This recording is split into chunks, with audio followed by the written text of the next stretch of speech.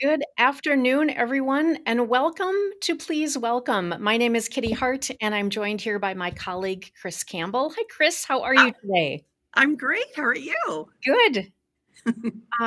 These monthly Please Welcomes roll around so quickly. Here we are again, and it is the middle of June, almost the middle of June. Yeah, and it's funny how I'm starting to look forward to them more than ever. Like they're just getting more and more fun.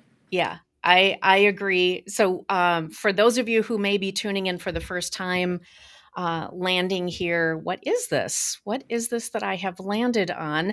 We'll tell you a little bit about this virtual event series brought to you by Heroic Productions.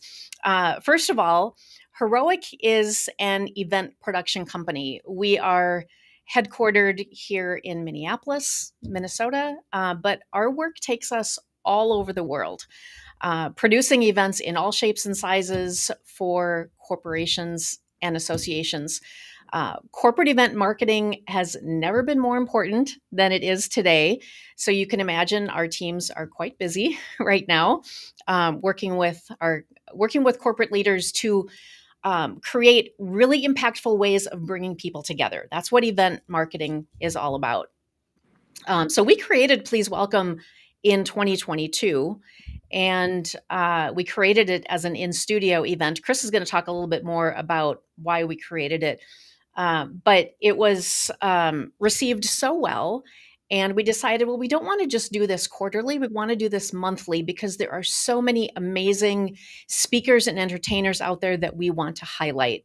And so this really focuses on finding the right talent for your stage. That is the focus of Please Welcome. Kris, why don't you tell us a little bit more about it? Yeah, I mean, we actually have several goals behind this fun thing we're doing.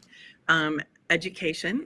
I think that bringing our clients and our friends, everybody who's tuning in, great information and ideas they can use is a big part of this. It's just kind of a bonus.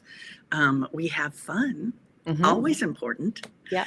And we hear from amazing speakers, as you mentioned. And we do Yeah. try to focus on those people that we really believe in, who have not only relevant, but refreshed current information, often very compelling, like the information we're going to get today.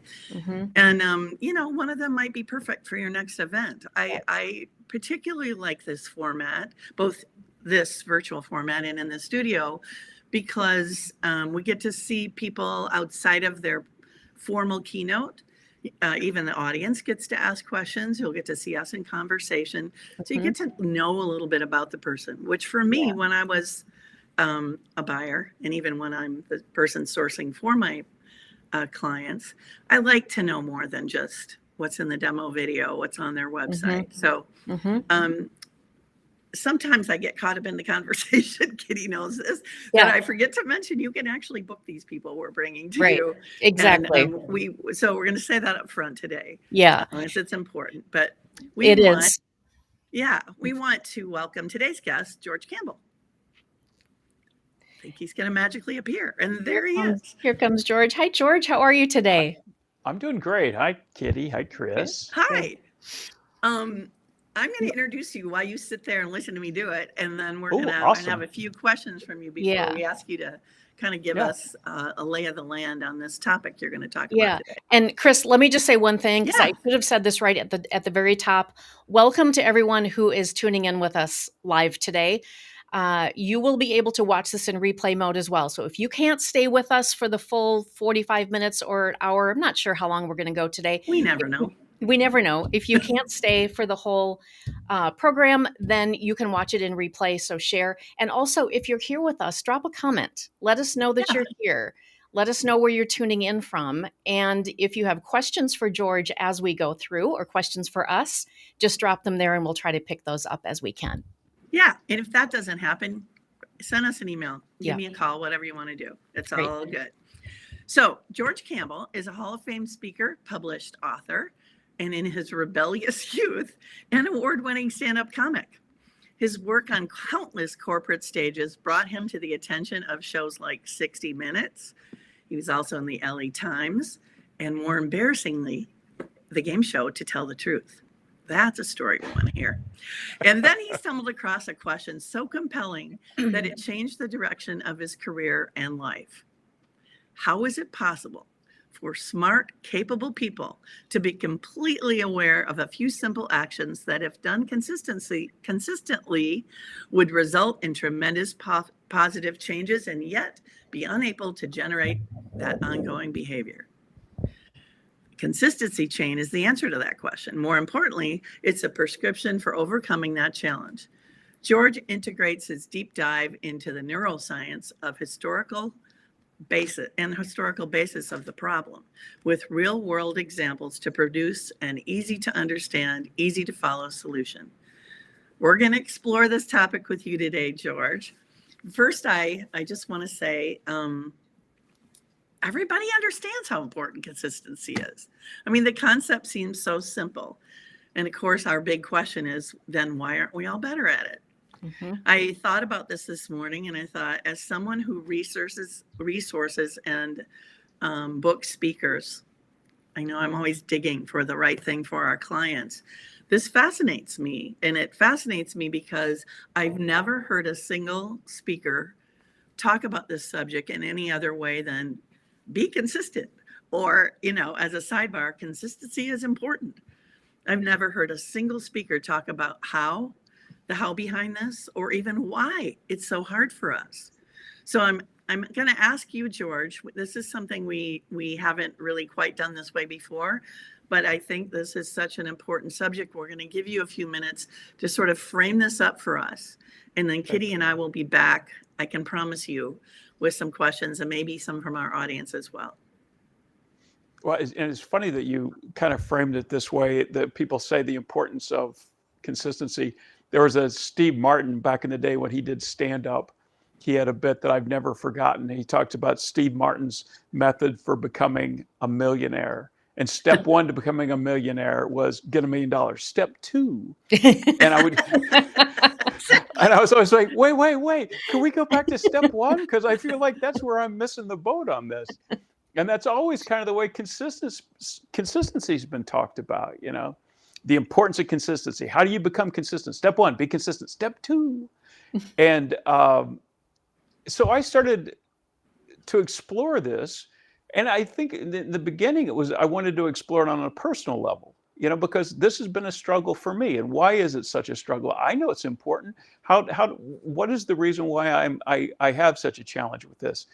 And so as I began doing the research on this, I kind of pulled together 3 different pieces of a puzzle that no one has ever connected together, nor would it be likely that they would, because I pulled together an 18th century Italian social scientist, a monster made out of marshmallows, and the highest earning comedian in the history of entertainment.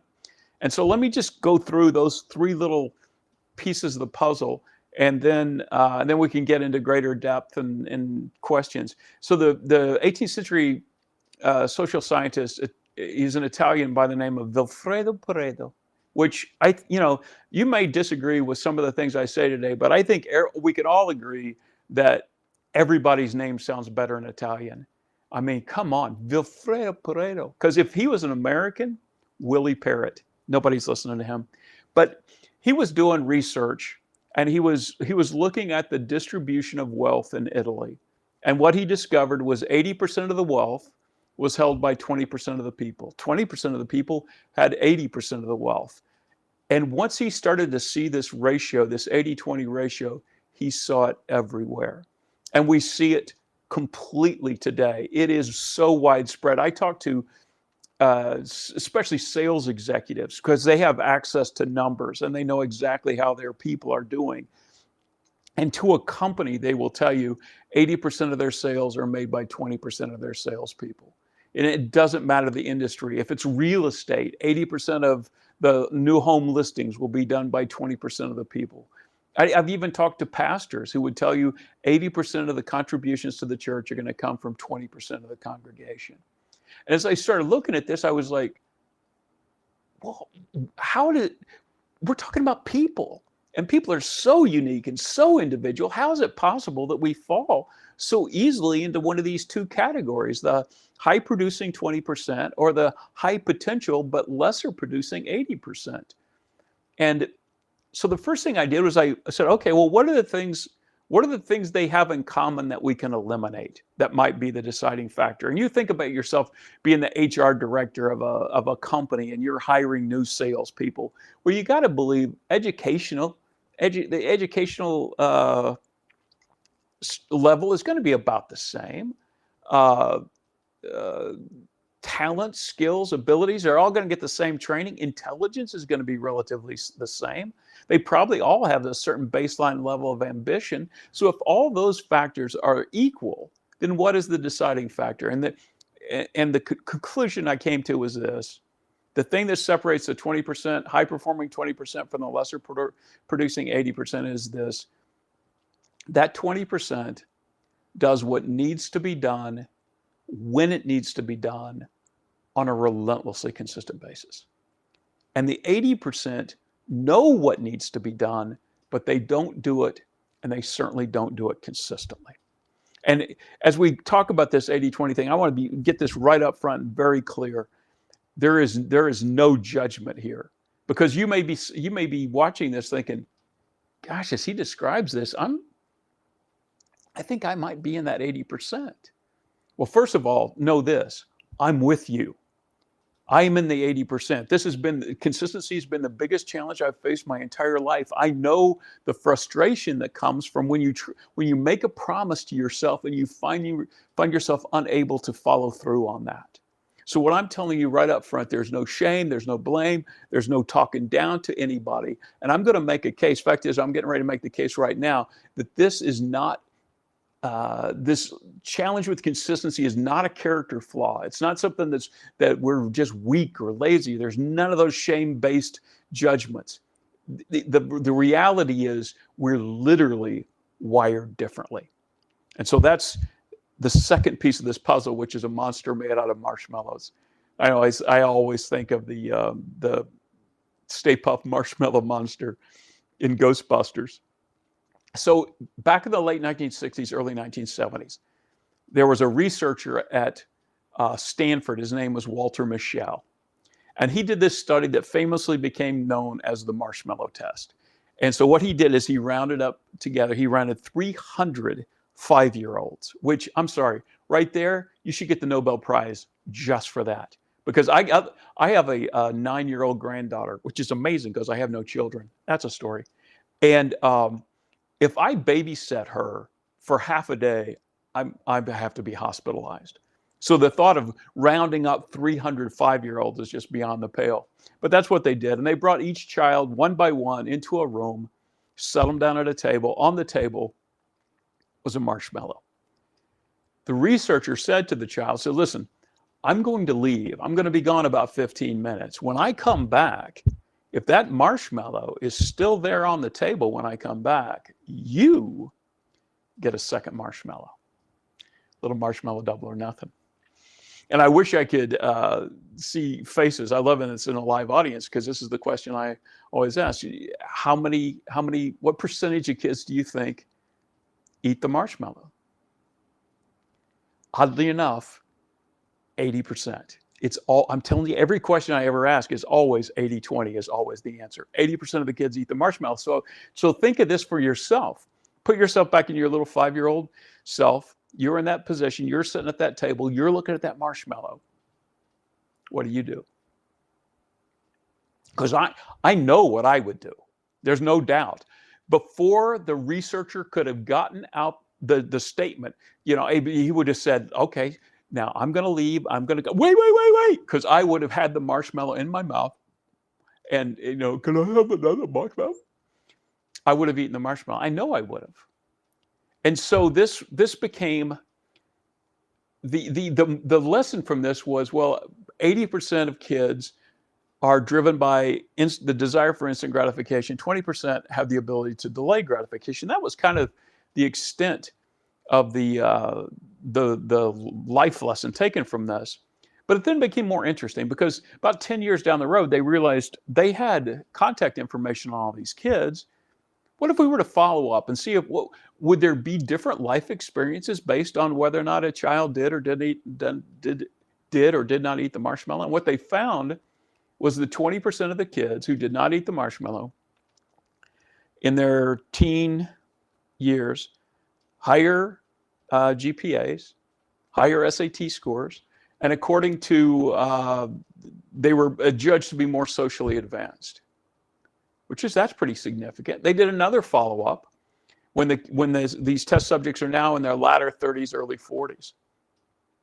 What they discovered is the 20% non-marshmallow eating kids, adults now, had higher professional attainment, higher educational, they much more educated, they earned more, they divorced less, and according to body mass index, they were actually healthier.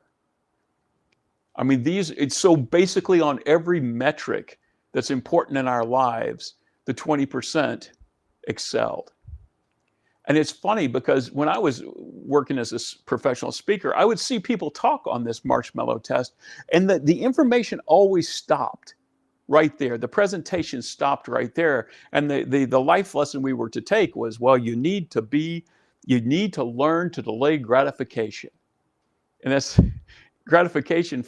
delayed gratification for our purposes is no different than consistency. It's the same muscle. And so it still comes back to, yes, that's great. How do I do that? And no one ever answered that question. So then we hit 2011. And now computing power and medical technology have reached a place where they could bring back those original test subjects. They could put them in a functional MRI. And a technician could look at the brain activity level in one of two areas of the brain and predict completely 100% whether or not that test subject did or did not eat the marshmallow 45 years prior. See, this isn't a shame-based issue for us that struggle with this. This is a hard wiring issue. We are hardwired at least by age 5 and probably before then to either be driven by instant gratification or delayed gratification. Instant gratification or delayed gratification, that is the prefrontal cortex. That's the part of the brain, the executive functioning part of the brain that can look at an activity and project out, if this activity is repeated over and over and over again in time, what's going to be the result? And if that's a positive result, then the prefrontal cortex says, let's take that action every single day because that's going to get us where we want to go. There's a much more primal part of the brain called the ventral striatum, where people like, me function out of. It is driven by instant gratification. It makes its decisions not on what the iteration of an event's going to be long term, but on these three criteria. We call it the ESP filter. Is it easy? Is it safe? Is it pleasurable? And this served us really well for millennia. Easy was important when you were back in a million years ago and you were deciding, when you pursue food, if you expend more energy getting the food, then the food is going to get back to you. That is not a recipe for success. Safe, easy, safe, pleasurable is safe. Safe was, it's obvious. If you're the caveman that says, hey, a woolly mammoth, I wonder if he'll let me pet him, you are not going to pass on your genes. And finally, pleasurable goes directly to procreation. So these were three criteria that really served us well for millions of generations, but they don't necessarily serve us well now. And if we make these decisions, they drive instant gratification. So let's say, for instance, I want to lose weight. Awesome. I'm going to lose weight. I'm going to eat better. And then a jerk comes into your office and goes, hey, I brought donuts for everybody. All right, now the prefrontal cortex of my brain says, no, we're not doing that. That's not going to take us where we want to go. But the ventral striatum says easy, safe, pleasurable. Easy? A donut, there's nothing easier than a donut. It's like I got a little handy carrying case. You put your fingers through, it's awesome. Safe? There are no sharp edges on a donut. Of course it's safe. Pleasurable? Have you had a donut? Of course it's pleasurable. So if you can tell me which area of the brain you're making your decision, I can tell you what your decision is going to be. And for most of us who are making our decisions back here in the ventral striatum, we make short-term decisions that we regret later, that we're like, I can't believe I decided to do that. And that's where all that shame and blame comes in. And it's not anything about who we are as a person. It doesn't reflect that. It just reflects literally what our wiring is. Now, if we stopped here, this would officially be the most depressing little presentation ever. So how do we get out of this? How do we beat this?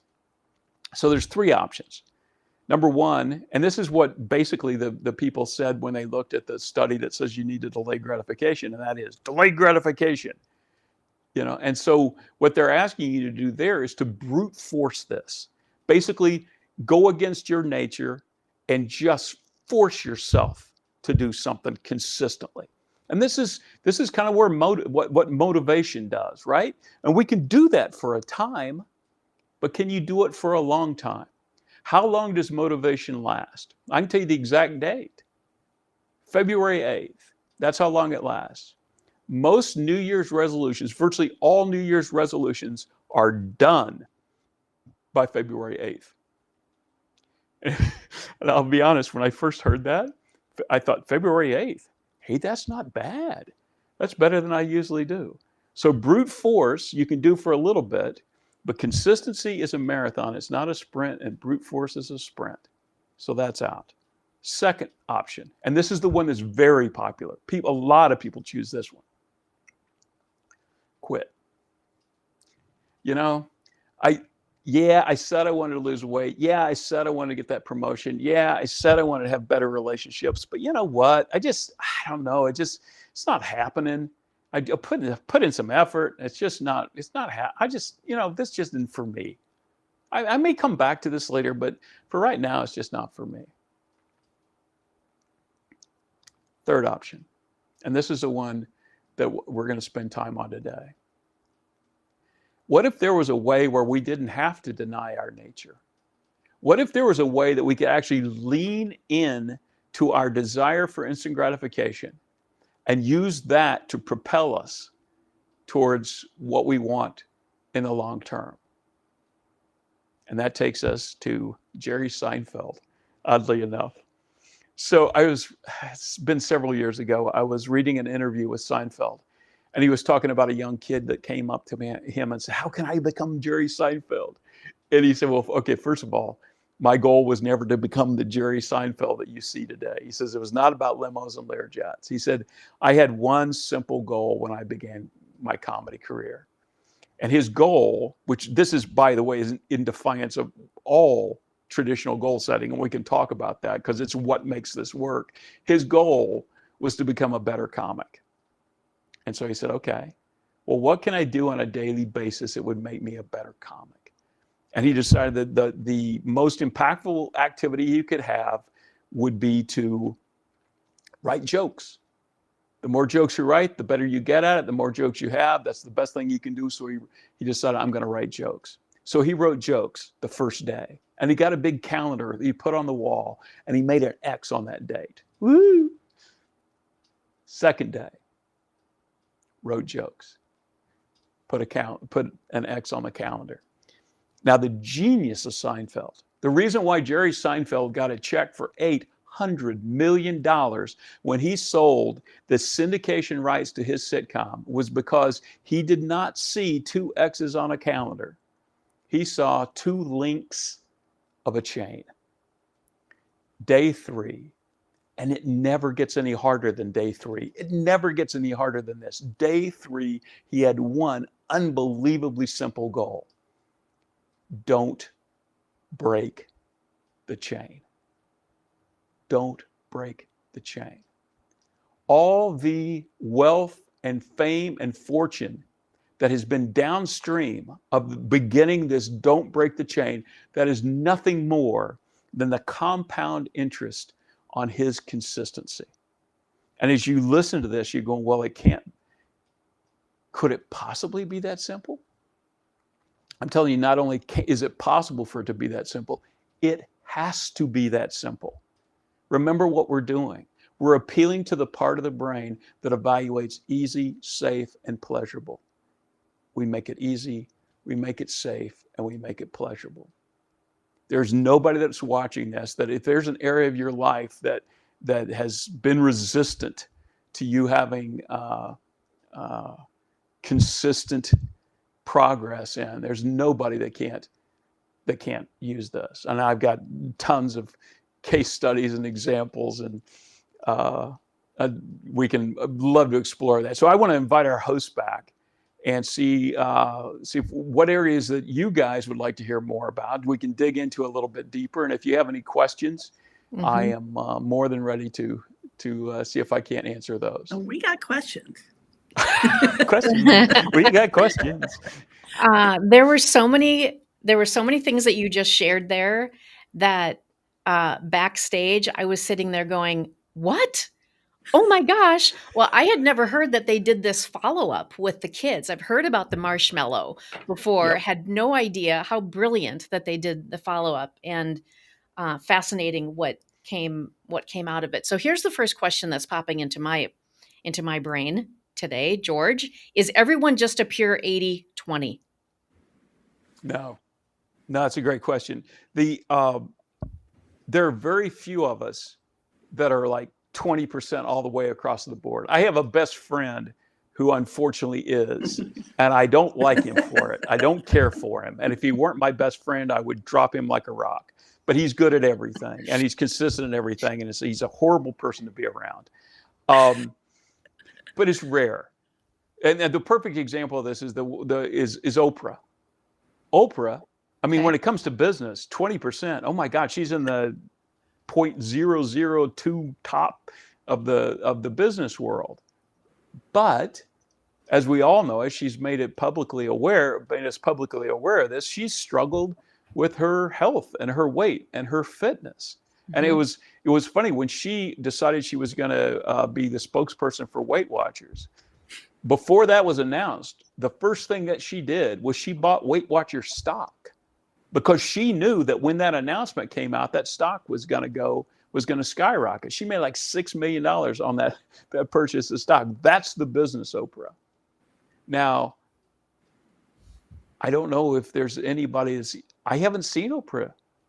I don't know how the health and fitness has worked out for her. That's still an open question. And when you think about it, is there anyone who has more resources to deal with their health than Oprah? I mean, she can have private chefs, and she can have personal trainers. She can have someone who follows her around 24 hours a day, just slapping food out of her mouth. And yet, that's a pretty good gig. And yet, she still faces this struggle. So it is very common for people to be extremely strong in one area and still have another area that's very resistant to them making change and progress in.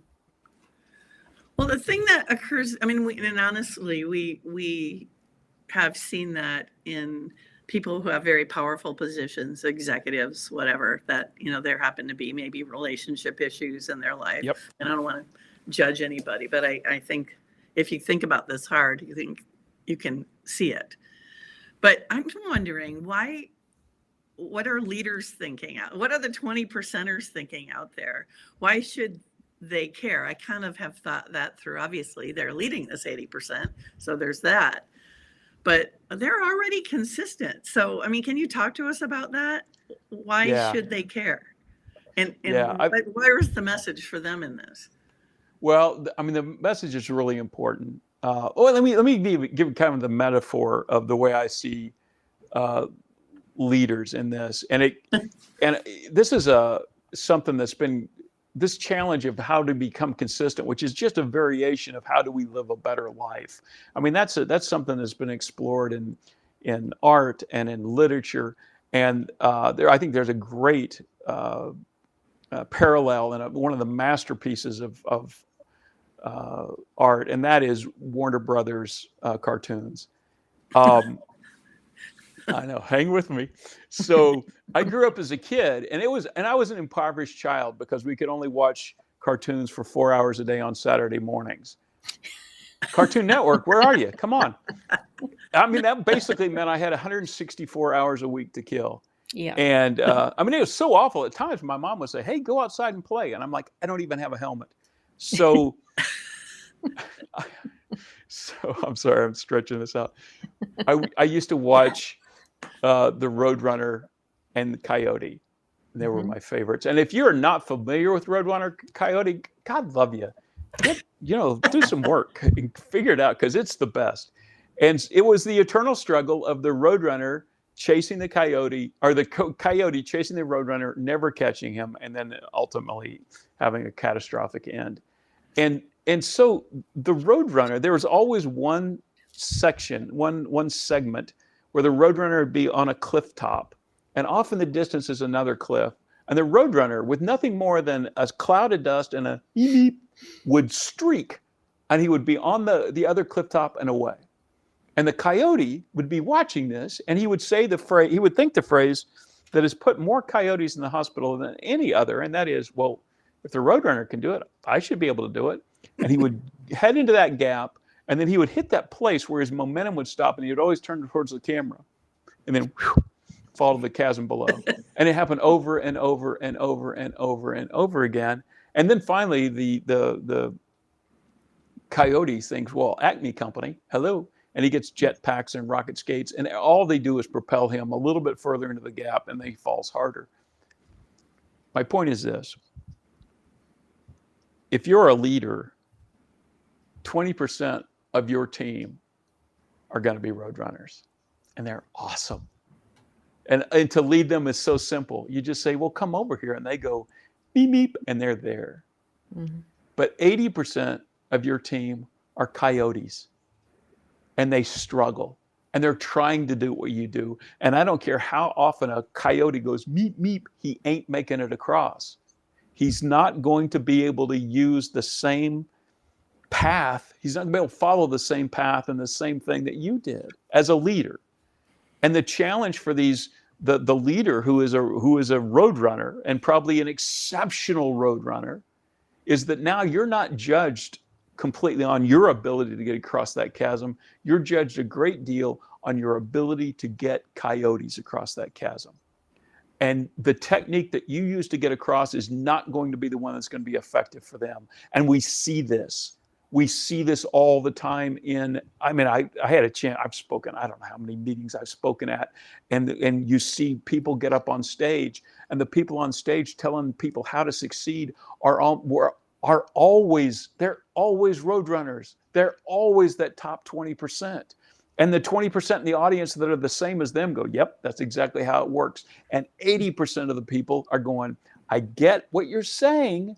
I understand how you say meep, meep, and you end up on the other side. What I'm saying is I can't do it. And we know this never changes because the numbers never change. Mm. And so what consistency change says, look, instead of just plunging these people to their death repeatedly, why don't we try a different strategy and instead of trying to make them leap this gorge that they're never going to make, why don't we show them how to build a bridge? Literally, one step, one day at a time. The coyotes are building from one side, and the Roadrunners are modeling the behavior and building from the other, and you meet in the middle, and now we can go across. So leaders should care about this, because you're leading people who are not like you. And you have to understand that, and you have to understand the tools that will help them. It may look different than the tools you used, but your tools ain't working for them. And I love that you talked about there's no shame in this. This is not a character flaw. I have never heard anybody talk on this subject before and say that. And I've been in conversations, I've worked at companies where they talk about the 80-20, and I have felt like it has been presented as, well, the 20%, those are the high performers, right? Yeah. And so wonderful. Thank you for pointing that out. Yeah. What's the process to access the consistency chain? Well, I mean, there's let's say on a personal level, it's a little bit different corporate, but on a personal level, what you want to do is you want to figure out what's that area that you actually want to work on. Is it my health? Is it my relationships? Is it my career? And you nail down what area you want to focus on. And it's going to be an area generally that's been resistant to you changing. And then you want to establish what we call an ER direction. And I kind of alluded to this in the Seinfeld thing. He said he wanted to be a better comic. And that is just completely, it violates every goal setting thing that we've ever been taught. You know, it's not, I remember when I heard SMART goals, I thought, oh, this is amazing. SMART goals, specific, measurable, assignable, R, never can remember, T, time-based. And, I heard that and I thought, oh yeah, that's the way to go. And this better comic, it's not specific, it's not measurable, it's not time-based, so, but here's the reality. For people like me in the 80%, goals have never worked. And it makes sense that they wouldn't work, because what is a goal? A goal is nothing more than something I can't get now that I'm going to have to work at repeatedly in order to attain. Well, what is that? That's delayed gratification. And what have we established that I suck at? So goals have never worked for me. So a traditional goal, if you're going to say this ER direction, which I'm going to make the case for, is not a traditional goal, then you can say, great, because traditional goals haven't worked. So he just said he wanted to be a better comic. So so when I saw this, I'll give you an example. When I saw this, I decided, okay, this don't break the chain seems awful simple and stupid, but I've done a lot of things that are simple and stupid in my life. So what's one more? So I said, all right, I'm going to tackle an area of my life that I've never been consistent in, and that's working out. I said, I would love to be able to work out every day, 45 minutes to an hour in an activity that makes me sweat and raises my heart rate. That was my thing. And I said, okay. So my version of being a better comic was I want to be stronger. I want to be fitter. I want to be healthier. Now, I did not set the SMART goal that I've done 50 times saying, I want to weigh 175 pounds on this date. I didn't do that. Stronger, fitter, healthier. Here's the advantage of this for people like me. And I'm talking when I said we were going to lean into our desire for instant gratification. So when I would go to work out, I would come home. I could look in the mirror with complete integrity and complete joy and say, you know what, George? You worked out. You know what that means?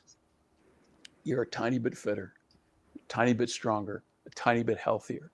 See, I was not having to wait or delay that feeling of winning.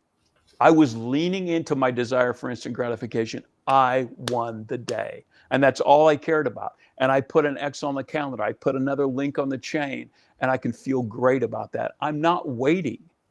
Now, we all know that if you keep up that activity long term, you're going to lose the weight. You're going to do what? You're going to get the promotion. You're going to have better relationships. But I don't care about that, because I'm not going for a destination nearly as much as I want to go in a direction.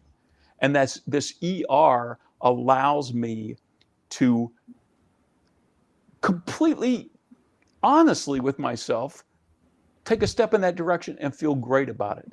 It's just about today. Yeah, just about today. I'm not So waiting to win. I'm just winning today. So the ER is the better, healthier, stronger. It's those words. That's what you're saying. Okay. Yep. Got it. Yep. And then you activity, find then the chain activity. The chain activity is what is like where Seinfeld said, what's the best activity I could do? I could write jokes. Okay. So then you find an activity that is going to take you in the direction that you want to go. And it was interesting. One of the guests you had, Dr. Luana, who's teaches at the Harvard Medical School. So I felt pretty good about her advice. And I asked her, I said, how do you help? Because she does cognitive behavioral therapy. I said, how do you help someone decide what that activity is going to be that they're going to engage in? And it was very interesting. She says, I will ask them what the activity they feel like that they could do. And because they want to impress her, they will always say, well, I think I could do 5 of these. And she would go, that's fantastic. How about if you do 1? Mm. And they're like, well, I think I could do 5, but she just wants me to do 1. So what have we done? We've now made something easy, which is the key to getting the most important thing hurdle that you have to get over with in this part of the brain that evaluates on easy, safe, pleasurable is easy. If you don't get past easy, you're in trouble. Mm-hmm. So she made the task easy. So if somebody says, hey, I want to advance in my career, and what I need to do is I need to make 5 cold calls every day. Great. Can you make 1? Let's make it easy. Because in the beginning, you're not building towards the goal nearly as much as you're building the muscle of consistency. And the beautiful thing is, once you build this muscle of consistency, it scales. It's very easy to go, well, that was easy calling 1 person. I think I could call 2. If you can call 2, you can call 3. And pretty soon, you build that consistency, builds that skill level. And so at some point, what would have appeared daunting and not easy now is, because you totally know, yeah, I can totally do that. That is easy. So this is really building habits. And it's making, before you answer, I mean, that's right. Yes? Before you answer, I'm going to say something that has occurred to me. A family member of mine has been dealing with addiction and recovery. And it is so interesting how this corresponds to what they're teaching now that where brain science is where it is. They're teaching that, I always, being on the treadmill, they give them their daily activities. And it's not about, doing something right every day. It's about creating new neural pathways. So if they're consistent long enough with those very simple, which to me just seemed so ridiculously simple in many ways. But like you said, I mean, that's the whole point. Right. You're making the right correlation. Yes. Yes, does it make sense? absolutely. Yeah. And we're building habits. True. But really below what we're doing, building habits, is what we're doing is creating new neural pathways. Yeah. And every time you go Amazing. down this pathway, they talk about it, neurons that fire together, wire together. And so each repetition gradually increases the strength of that neural pathway. And eventually what happens, I want to circle back to your question a little bit, but eventually what happens is that neural pathway, we leave. It's like when I worked out for 531 straight days without missing a day, which is insane. What? I've never done anything that consistently in my life. But the only reason why, and if I'd started out said, I'm going to work out for 500 days, no, it would have never happened, because all I ever did was work out today. So at about the 6-month point, I had rewired my brain to the point where it was the question was no longer, am I going to work out? The question was, what workout am I going to do? And what I had done is I had shifted the decision-making from the ventral striatum, am I going to work out? Is it easy, safe, and pleasurable? To the prefrontal cortex. It said, what workout is going to be most effective for us today? So we're rewiring the brain. But the challenge with this is, and it's just a catch-22, how do you rewire a brain? Well, what that is repetition over time. Well, repetition over time is the definition of consistency. Yeah. And so if I'm trying to become more consistent, what you're asking me to do is to already possess the ability that I'm trying to acquire. If I could be consistent over time, if I could do repetitive efforts over time, then I would already be consistent. So that's the reason why we want to break this down and not look at the long term. We want to measure this differently, because the long-term measurements don't serve us well, because we can't see our progress. The distance is too far and our steps are too small, and it doesn't look like we're getting anywhere, and so it gets discouraging. So instead, what we want to do is we want to focus on literally just adding a link to the chain. And you can see, one of the proudest things I had in my office was these monthly calendars, month after month, link after link, without a link missing. And I was more proud of that than maybe anything I've ever done. So I had a graphic representation that made me feel good and I could celebrate in, and it would bring me back the next day. It's wonderful. That's amazing.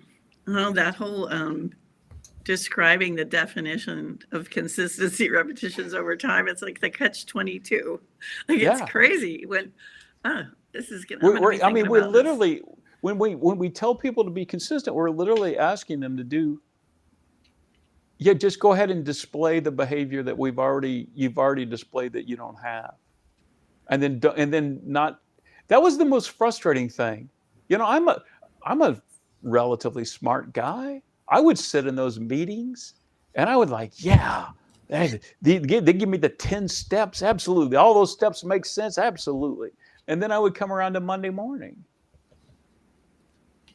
Didn't seem easy. And the thing is, here's what happens, by the way, is people like me, I had different businesses that I was involved in that was some really successful, some not at all. And it always came down, was I taking the steps necessary to build that business on a consistent basis? The ones that I succeeded in, I was consistent. Which, by the way, so it's like, because people ask me, I had a successful speaking career. And it was, my first iteration of my speaking career was a variation of comedy. I did 10 years of stand-up comedy, and then I did a program called Joe Malarkey, the worst motivational speaker in America. And it just blew up and took off. And people will say, well, how were you successful in that business and you struggle in others? Well, let's see. Writing comedy for me, easiest thing in the world. I have a harder time being serious than I do saying something funny. Safe. For whatever reason, I've always felt safe on stage. It's easier for me to talk to 1,000 people than it is to talk to one. Totally safe. Pleasurable. People would applaud when I came to work and they would applaud when I left. So is it any wonder that I could be successful in that? No. It was that part of the brain says, yep, go, you're good to go, take action, go. But when I was involved in businesses that required me to cold call people or display selling skills that I didn't actually possess, easy? No. Safe? No, they might reject me.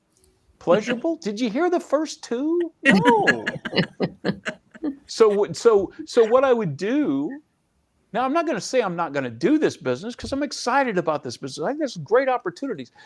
But let's be honest, Thursday's a terrible day to call people, because people are getting ready for the weekend. You don't want to be, they're trying to finish up their work. You don't want to be calling people on Tuesday. Well, let's call Thursday. We'll call Friday. Friday rolls around. We can't call people on Friday. My God, they're getting out of the office early and they're leaving for the weekend. You can't call people on Saturday. Obviously, Saturday's a family day. You can't call people on Saturday, Sunday. Well, Sunday's out. I mean, that's where Sunday's removed for, we save that for uses church excuses. Yeah. And what we do, we never say no. Mm-hmm. We just say not now. Mm-hmm. And we just keep pushing back our opportunity one day at a time until at some point in time, you're going to say, what was that thing that I used to do? I was thinking about doing something. I don't remember what it was. Yeah, I don't do that anymore.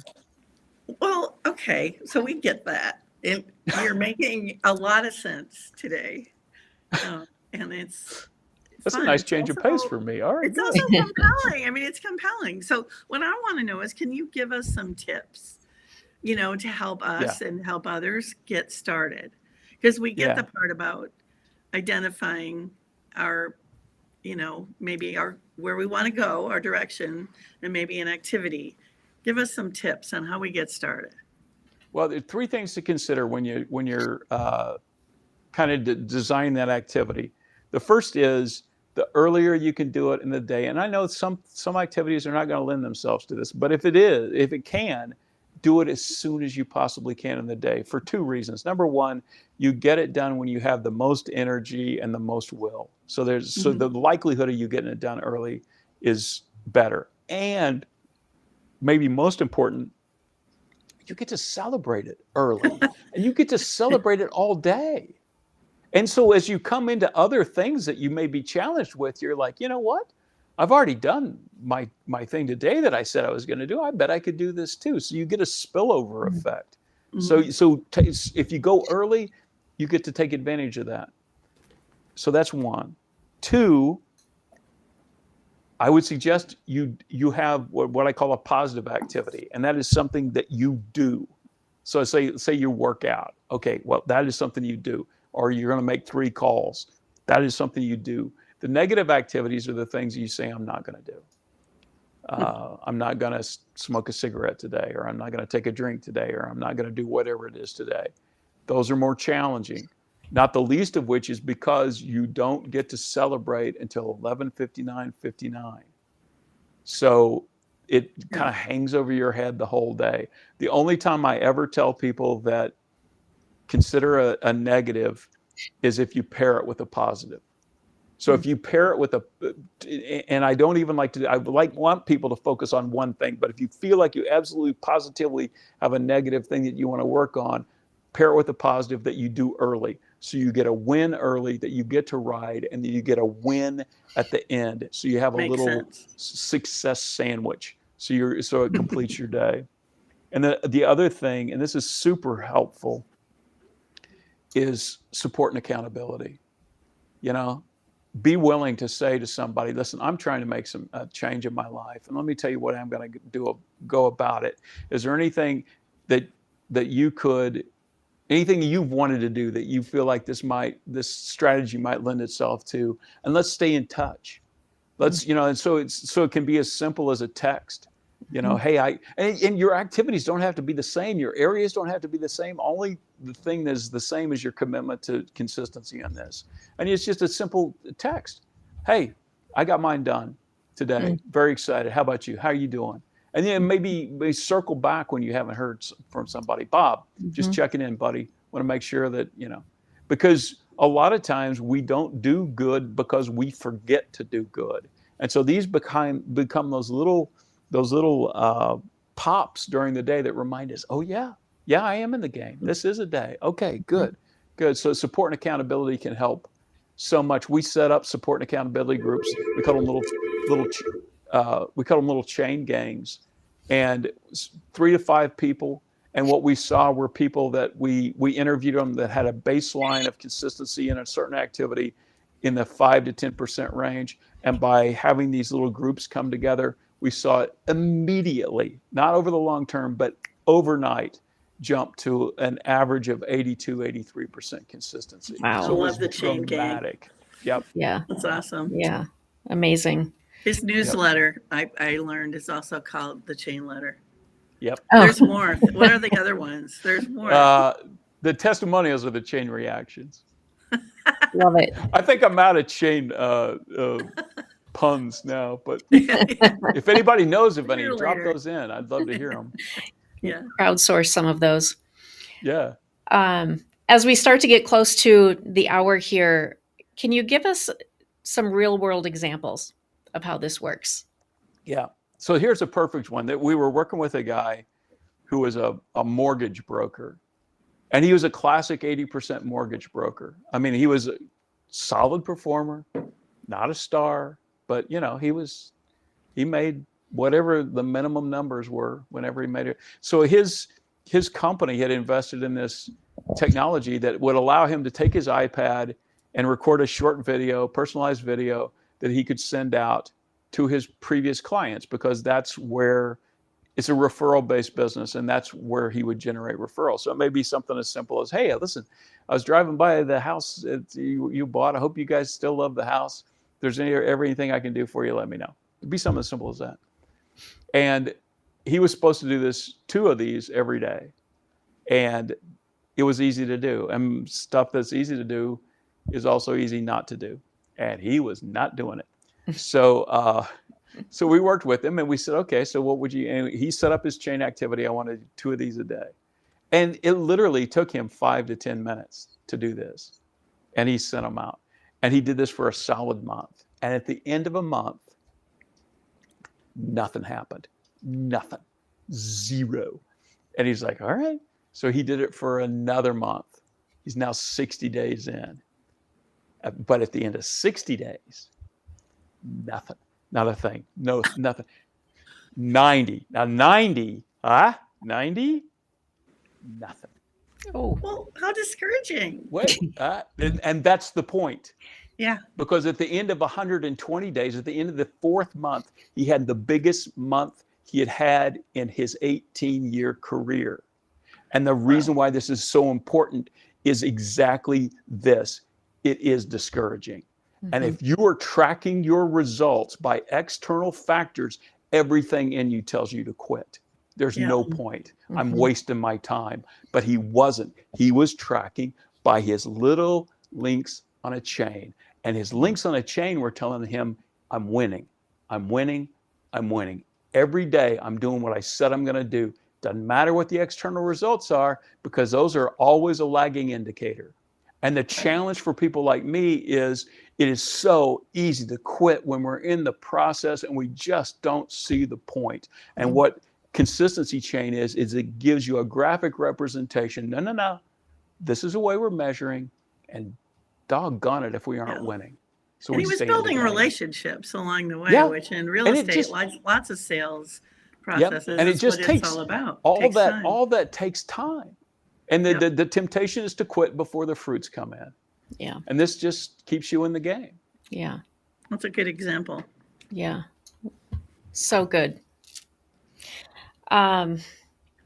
George, thank you. Yeah. You bet. I loved it. Love talking with you guys. Really good, fun, smart conversation. This is such an important concept. And you are a master at teaching these principles. So to our audience, what we want to make sure that you leave this virtual event today understanding is that what you've experienced here today is a small portion of what George offers to corporate audiences worldwide. Real quick question, George, what does it mean to be a Hall of Fame speaker? The National Speakers Association has a designation, and there's usually anywhere from 3 to 5 speakers every year that get inducted into the Hall of Fame. And basically it means that your peers, out of when I was there, the organization was about 2,500, 3,000 people. So to be one of the 5 selected that year by your peers to believe that you're one of the top 5 speakers in the association was a hugely significant honor. It was like a lifetime achievement award. And by the way, my best friend, who is the pure 20%er, he was in the same year, and that only diminished it a little bit for me.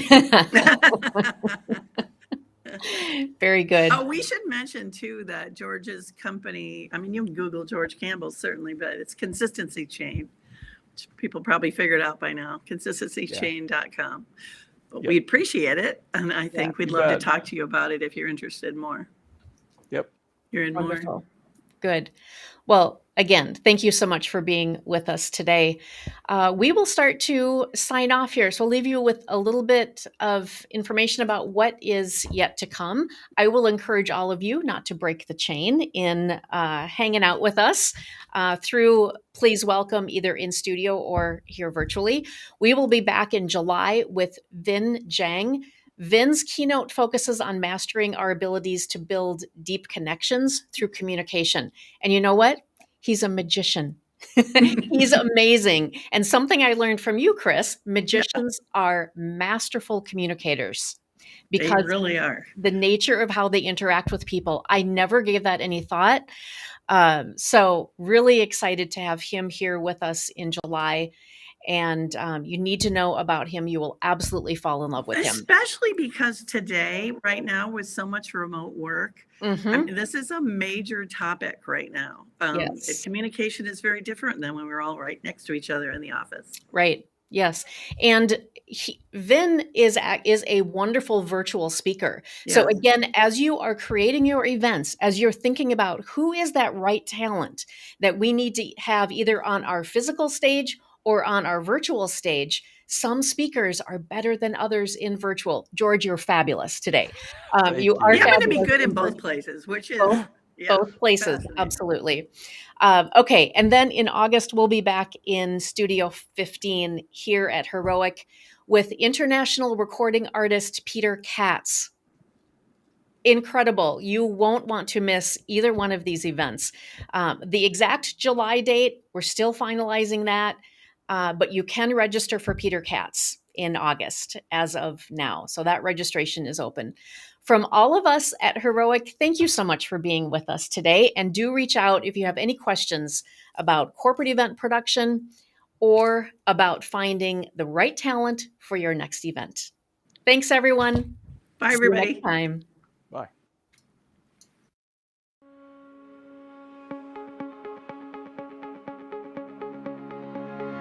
Since 2004, the team here at Heroic has been setting the stage for brands of all shapes and sizes, helping their stories shine through in-person, virtual, and hybrid events.